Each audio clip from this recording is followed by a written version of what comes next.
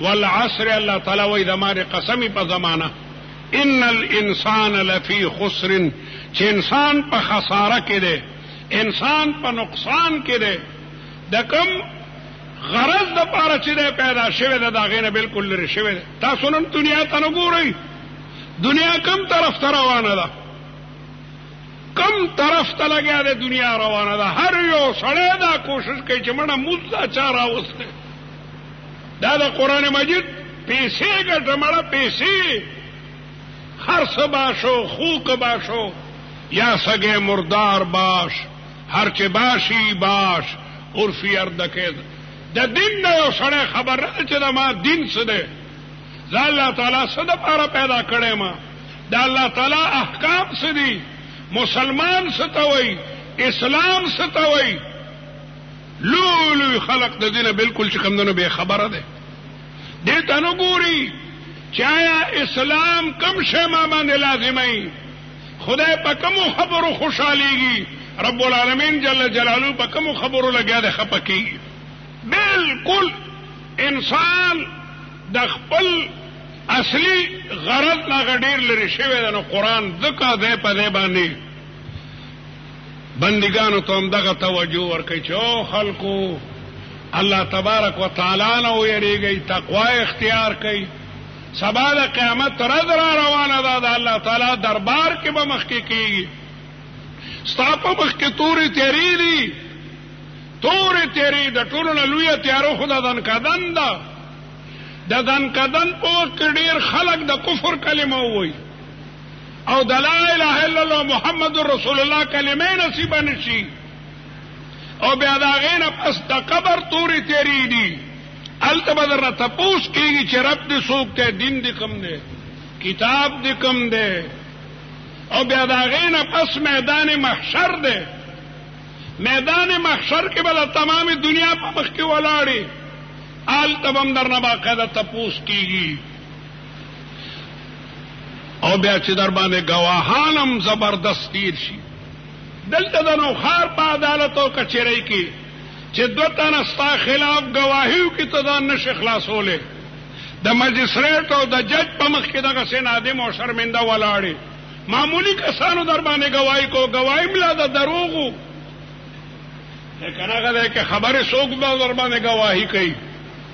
آل تبا پتا باندې گواہی فرشتي کوي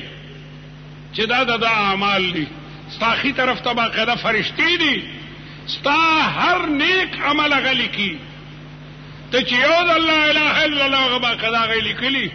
ته چې رسول الله په ذات باندې یو د دردوه فرشتي لیکلی وي او کته چا تکندلیو کی کته غیبت کې کته بدکار کې دی بل طرف ته فرشته دا باقاعده نوٹ کوي ذره ذره عمل چې کوم نو هغه لګیا د لیکل شي کرامن کاتبین لیکي نول به فرشتي ډال باش وړاندې کی چې دا د عمل نامه ده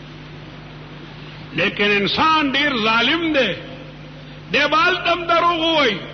چې فرشتو ما باندې دا د دروغ ریکارډ جوړ کړي الله کافران هغه بالته والله ربنا ما كنا مشرکین خدای موږ شرک نه کړي حالانکه 300 بوتانو ته د خانه کعبه خوا کې عبادت کولو لیکن د الله تعالی دربار کې با منکر شي چې والله ربنا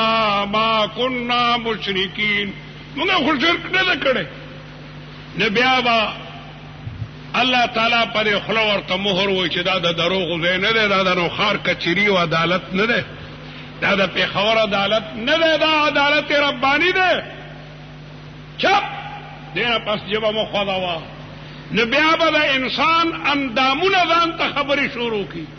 لاس وو یو چې ما باندې قتل کړو او چې ما باندې رشوت اخیستله ما باندې غلا کړی ما باندې دا کار کړی خپې به وای هر اندام نو دا انسان بخپل اندامونو ته بد ګوري ابوي مونږ ته بدل ولې ګوري ينتقن الله الذي ينتق كل شيء دا خدای حکم مونږ ته ملاو دي سوکو خدای راته وای چې وای حالات مونږ سوکو دا الله تعالی دا حکم تابعداري ده او بیا بزمکه در باندې گواہی کوي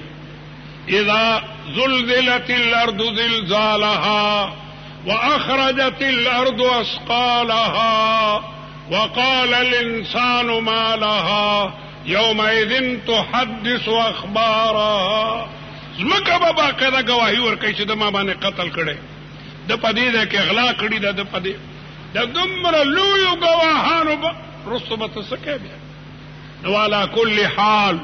الله تعالی دې ستاسو زموږ د ټولو اعمال صالحه درست رونو. انسان د بندګۍ د پاره پیدا دی، د ایمان د پاره پیدا دی، د اعمال صالحو د پاره. او الله تعالی دین ډیر آسان کړی دی. که 40 غنټې دا حکم به چې جمعات کې به بس کورونو ته باندې دی، دکان باندې کوي، بیا خو ډیره ګرانه وه. نو تمام لیل او نهار کتابانه صرف 5 مونږه الله تعالی هغه لازم کړو. په 5 مونږونو باندې 1 غنټه نه لګي، او پکال کې یو میاش روزه در باندې فرض کړل. نو الله تبارک وتعالى بندگانو باندې ډیر مین ده. الدین یسر ولقد یسرنا القرآن للذکر. قرآن مجید تلاوت او په قرآن عمل دا ډیر آسان ده. فهل من مدکر استسو د دین نصیحت حاصلونکې الله تبارک وتعالى دې د تمام امت محمدیه په حال باندې رحم وکړي.